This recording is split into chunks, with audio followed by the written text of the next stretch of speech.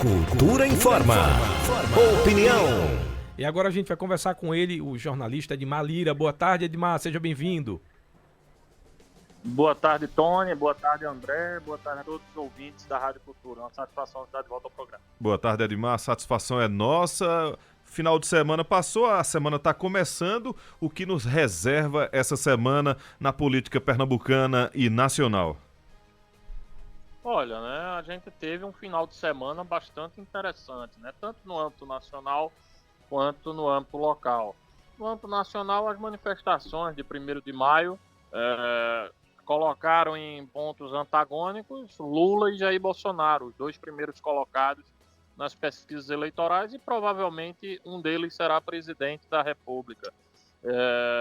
Essas manifestações mostraram que dificilmente haverá espaço para a terceira via. No âmbito local, tivemos aí essa troca de farpas, né, entre o deputado federal Milton Coelho, do PSB, e o deputado federal Eduardo da Fonte, presidente estadual do Progressista, né, do Partido Progressista. PP que está há muito tempo na Frente Popular, está desde 2006 aliado do PSB, e que agora pode trilhar um caminho próprio, né? Ou seja, ir para um outro campo político. Muito se fala na possibilidade de uma aliança com a deputada Marília Reis, pré-candidata do Solidariedade ao governo de Pernambuco. Então, diante deste cenário, né, há muita especulação, muita expectativa, sobretudo após o PT sinalizar que a indicação do partido será Tereza Leitão, né, a deputada estadual Tereza Leitão, e não abrirá mão dessa vaga. Então isso faz com que o André de Paula, por exemplo, que estava cotado, considerado como opção para disputar o Senado na Frente Popular, possa ser preterido nesse processo. E aí, quem sabe, até formalizar uma aliança com Marília Reis, o que daria a Marília uma perspectiva de crescimento, de consolidação da sua pré-candidatura. Edmar, na última sexta-feira, dia 29, o ex-presidente Lula afirmou, né, que respeita a Marília Reis como candidata, mas deixou claro que o PT não vai apoiá-la. Isso vai alterar muito, a seu ver, a questão dessa margem de votação que a Marília vem vindo nas pesquisas? Olha, indiscutivelmente, o potencial de votos de Marília Reis tem também a simpatia do eleitorado de Lula. Como a gente tem acompanhado as pesquisas, Lula tem uma vantagem significativa em Pernambuco sobre o presidente Jair Bolsonaro. A partir do momento que Lula sinaliza que o candidato dele é Danilo Cabral, naturalmente Danilo pode angariar esses votos dos simpáticos a Lula, mas que votam, né, no candidato que tem o apoio de Lula. Isso inviabiliza Marília Reis? Não necessariamente, porque tem parte do eleitorado de Lula que não tem simpatia pelo PSB, e não é de hoje. Então Marília pode também manter, mesmo com Lula Cabral,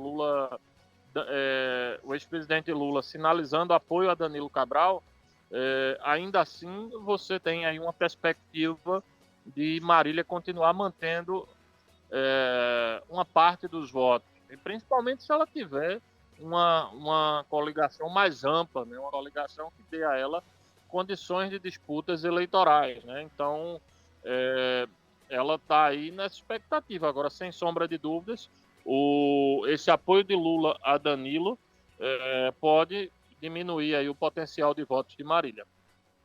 O Edmar, e essa declaração de Lula, o apoio a Danilo, atrapalha também a chegada de aliados no palanque de Marília, ou a candidatura de Marília? Você disse que até tem algumas pessoas que não gostam do PSB, mas a candidatura dela seria mais de centro-esquerda ou centro mesmo? Não, eu acho que pela história, pela trajetória de Marília, ela tem uma candidatura de centro-esquerda, né? Agora, evidentemente que ela vai construir alianças com partidos de centro.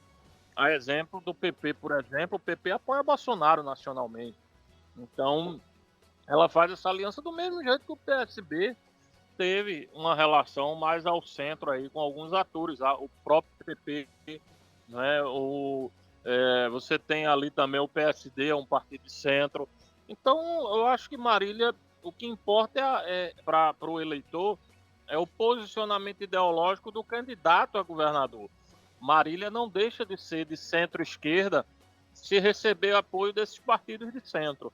Como também o Danilo não é de esquerda ou de direita, né? Não passa a ser de direita se receber o apoio de partidos de centro-direita. A exemplo do Republicanos. O Republicanos tem o Tarcísio Gomes de Freitas, que é candidato a governador em São Paulo, com o apoio do presidente Bolsonaro e apoia Bolsonaro nacionalmente. Então, o Republicanos, ele estará no âmbito nacional com o Bolsonaro e no âmbito local com o PSB. Então, eu acho que não faz de Marília candidata de centro-direita. Eu acho que ela mantém a justificativa de ser uma candidata de centro-esquerda. Agora, evidentemente que essas alianças, elas dão a ela, né, uma condição melhor do ponto de vista eleitoral, porque de nada adianta ela ter o discurso meramente ideológico se ela não tiver as condições materiais de disputa. O que seria isso? Tempo de televisão, tempo de rádio, você ter aí o fundo partidário eleitoral para dar uma retaguarda ao financiamento da sua campanha. Então, tudo isso pesa, né? Então, eu acho que vale o risco, vale uma eventual perda do ponto de vista ideológico, você atrair esses partidos mais ao centro. Edmar, a gente recebeu agora há pouco o nosso comunicador Davi Cardoso e ele falou que existe uma especulação aí, como parece que a candidatura do Danilo, pelo menos em termos de votação e de pesquisas, ele não está pontuando bem, que existe até uma possibilidade, se especula, a possibilidade da Renata Campos vir como candidata a governo do estado. Você acha que isso é possível? Olha, eu acho pouco provável. Em política não dá para você dizer que é impossível ou que é garantido de acontecer. Certeza absoluta que vai acontecer. Não dá para você cravar nem uma coisa nem outra, né? Nem a impossibilidade, nem a certeza absoluta. Porém, é pouco provável que Renata venha a ser candidata ao governo de Pernambuco. Não é a primeira vez que se fala disso. Quando Paulo Câmara patinava nas pesquisas, na sua reeleição, se falou numa série de nomes, dentre eles o de Renata, que não se materializou. Eu entendo que o cenário hoje é outro, né? Há um desafio enorme para o PSB e para a Frente Popular convencer o eleitorado pernambucano de manter o partido governando o estado, mas não acredito que Renata iria para essa equação, até porque não acredito sinceramente que sendo Renata ou não sendo Renata vai resolver qualquer dificuldade do candidato do PSB. Eu acho que o PSB tem entregas, tem ações que foram feitas durante os 16 anos de governo, 8 de Eduardo e 8 de Paulo, e tem o que mostrar, né? O PSB tem o que mostrar, o que foi feito. Mas do mesmo jeito que tem o que mostrar, tem muitas entregas, existem também críticas em relação à condução do Estado. Então, qualquer que fosse o candidato a governador, sendo Danilo Cabral, Geraldo Júlio, Renata Campos, Ana Reis, por exemplo, ou qualquer outro, teria esse desafio, teria essa dificuldade de justificar a manutenção da hegemonia do PSB. Então, não acredito, sinceramente, que o PSB vai abrir mão de indicar Danilo Cabral, até porque seria muito prejudicial. Não estou nem dizendo de Renata, qualquer outro nome que viesse a substituir Danilo já substituiria numa condição de extrema fragilidade. Por quê? Porque se fosse para ser outro nome, esse nome já teria sido anunciado. Não iria se esperar você testar uma pesquisa e o Danilo Cabral, por exemplo, não aparecer bem posicionado. Então, eu acredito que essa questão de Danilo caminha para se materializar. Claro que até a convenção pode mudar, naturalmente, mas eu acho pouco provável. O Edmar, aqui no seu blog, edmarlira.com, a chapa de Marília, a matéria, e você fala da provável ida de Eduardo da Fonte, do PP, para a candidatura de Marília. Pode abrir precedente para a chegada de mais 2 partidos. Um seria o Avante E a terceira legenda seria o PSD do deputado federal André de Paula, cada vez mais fritado pelo Partido dos Trabalhadores, que não abre mão de indicar Tereza Leitão para o Senado. Tá cada vez mais definida a ida de Tereza Leitão para o Senado e a possibilidade de, por exemplo, só sobrar a vaga de vice e aí André não quer e iria para Marília Reis. Agora, por que André prefere Marília do que as candidaturas de Raquel, Miguel e Anderson? Olha, é muito mais claro, né? Marília hoje está bem posicionada nas pesquisas. Anderson já definiu seu senador, né? Sim. Então, é Gilson Machado. Raquel Lira poderia ser uma opção, mas aí seria apenas se ele também fosse preterido pelo palanque de Marília, o que não é o que está acontecendo. Nos bastidores há essa articulação para levar André para o Senado, já que ele quer ser candidato a senador, se dispôs a disputar o Senado, que não é tarefa das mais fáceis, você trocar uma reeleição de deputado federal para aventurar o Senado, mas se ele já está disposto, não montou chapa proporcional, ele pode de fato ir para o Senado, e aí ele levaria consigo o PSD, né, um partido grande. Eu acho que seria o jogo do ganha-ganha. Marília ganharia um partido grande, um partido robusto, para disputar o Senado. André de Paula iria para uma candidatura competitiva, né? E você ainda teria as bases de André de Paula para resolver alguns parlamentares que eventualmente viessem a apoiar a candidatura de Marília Reis. Então, que essa lógica era o óbvio na Frente Popular. André ser o senador da Frente Popular e o PT indicar o vice. Era essa toda a equação desde o início. Mas o PT está batendo pé, diz que quer o Senado de todo jeito, quer indicar Tereza Leitão e está criando um problema, né? Criando um constrangimento para o deputado André de Paula. Então, André, que já esteve com Marília Reis, né? Antes de qualquer movimento ali que começaram a sinalizar que André seria o senador da Frente Popular, ele teve um encontro com Marília, até mesmo antes dela oficializar a saída. Não sei se foi antes ou foi depois, mas foi naquele momento ali que ela já estava decidida a sair do PT, que ela foi para que eles estiveram juntos, né? Então, André, talvez, se tivesse oficializado ali de imediato o apoio a Marília, já tivesse consolidado na condição de candidato ao Senado. Esperou pelo PSB, esperou por uma convergência do PT, mas o PT não abre mão. O PT não tem feito com intransigência essa posição de Tereza Leitão, que, apesar de ser mulher, de ser uma demanda feminina, né, na chapa, mas não tem densidade eleitoral que justifique a sua candidatura ao Senado. Qualquer pesquisa que é colocada aí, ela não aparece nem com 2 dígitos. Então, é uma candidatura difícil de você levar.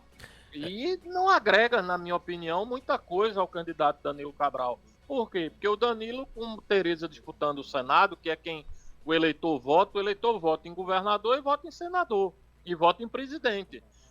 Ninguém vota em vice.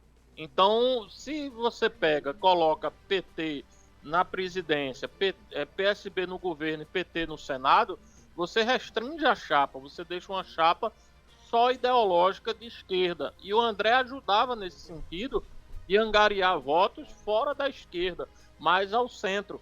E também levava o tempo de televisão, né, que não é pequeno o tempo de televisão do PSD. Portanto, é possível sim que André deixe a Frente Popular, se for preterido, para trilhar o caminho do palanque de Marília. Hoje, é muito mais provável André apoiar Marília do que qualquer outro nome. Edmar, tem uma pergunta aqui do Ricardo, ele quer saber o que é que você acha a respeito do atraso de Lula por falta de público. Se diz que ele está à frente das pesquisas, de repente isso mostra o contrário ou é uma outra configuração? Essa é a dúvida do Ricardo. Olha, essa questão das pesquisas eleitorais, elas são, vamos dizer assim, muito voláteis, né? Ou seja, você pode ter uma mudança. Na verdade, se você observar, fizer uma consideração, um recorte das pesquisas até dezembro, eram pesquisas que apontavam uma vantagem de 20 pontos percentuais de Lula para Bolsonaro. Hoje essa pesquisa caiu para pouco mais de 5%. Tem pesquisa que bota Lula com 41, Bolsonaro com 36, né? E se você levar em conta a eleição passada, as pesquisas erraram feio na eleição de presidente da República, quando diziam que Bolsonaro tinha 40%, 39% dos votos válidos na véspera da eleição, e quando abriu-se as urnas... Edmar Lira? Acho que perdemos a conexão agora. 37% dos válidos. Então, né? Alô? Estamos lhe ouvindo, Edmar. Alô? Estamos lhe ouvindo. Você nos ouve? Pronto. Então, historicamente, isso. As pesquisas, elas são mais favoráveis ao PT e mais desfavoráveis a Bolsonaro. Mas você viu ontem, as manifestações de ontem mostraram que Bolsonaro tem um forte apelo popular e que é um candidato extremamente competitivo. Aí eu lhe pergunto, qual foi o fato gerador que fez com que Bolsonaro estivesse perdendo por 20 pontos para Lula até dezembro, e agora, em alguns levantamentos, ele está aparecendo com uma desvantagem de apenas 5%. Não teve, na minha opinião, em 4 meses, algo que fizesse ele crescer de 22% para 36%, 14 pontos percentuais, né? Enquanto o Lula ficou estagnado. Então, eu acho que as pesquisas já estavam distorcidas. Eu acho que as pesquisas elas não estavam captando a realidade do eleitorado bolsonarista, como não captaram na eleição de 2018. E agora elas começam a captar e veem que, de fato, o Bolsonaro é extremamente competitivo na busca pelo segundo mandato. Edmar, para a gente encerrar essa participação, um ouvinte, Bel Publicidade, está perguntando o que você achou do presidente mobilizar o país no Dia do Trabalhador para defender o deputado, aquela situação. Inclusive, aqui o Fernando Antônio disse que Bolsonaro não discursou ontem em Brasília porque a quantidade de apoiadores estava bem abaixo do esperado. Se a gente for parar para pensar, se for levar nessa consideração, Lula tinha muito menos gente. Não vou nem fazer o recorte do resto do Brasil, vou só comparar o estado de São Paulo, o que tinha na manifestação da esquerda com a presença de Lula e o que tinha na manifestação da direita sem a presença de Bolsonaro. A manifestação da direita foi muito maior do que a manifestação a favor de Lula. Isso aí não dá para brigar com a imagem está clara. Não é? Então, eu acredito que essa questão da discussão de Bolsonaro sobre o Daniel Silveira e que ele não discursou, não foi porque tinha pouco público, ele não discursou para não se exceder nas palavras, para não criar uma crise institucional com o STF, como aconteceu no 7 de setembro. Edmar. Então, ele manteve ali Alô?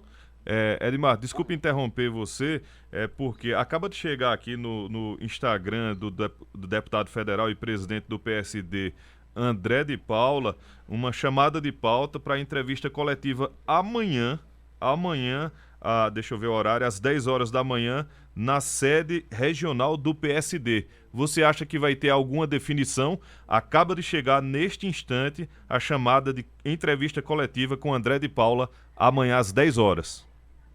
Olha, é um indicativo que o André de Paula pode posicionar-se a respeito. Nem vou dizer que é a favor de Marília, nem que é a favor de Danilo. Talvez ele possa trazer uma decisão, ou de oficialização, que é o candidato da Frente Popular, ou de que ele já está declinando, diante dessa indefinição do PT, ele declinando da candidatura ao Senado pela Frente Popular para trilhar um outro caminho, para ficar livre para o outro caminho. Eu acho que tem essas duas opções. Agora, realmente gera forte expectativa, sem sombra de dúvidas, qual será o teor dessa pauta, que é um assunto bastante relevante para esse processo. Edmar Lira, muito obrigado pela sua participação e pelos esclarecimentos aqui para o ouvinte da Rádio Cultura. Obrigado a vocês, né, Tony, André, a todos os ouvintes da Rádio Cultura. Sempre uma satisfação poder falar com vocês. Convido a acessar o nosso blog através de edmarlira.com e até a próxima, se Deus quiser. Até a próxima oportunidade. Falamos aqui com o jornalista, blogueiro Edmar Lira.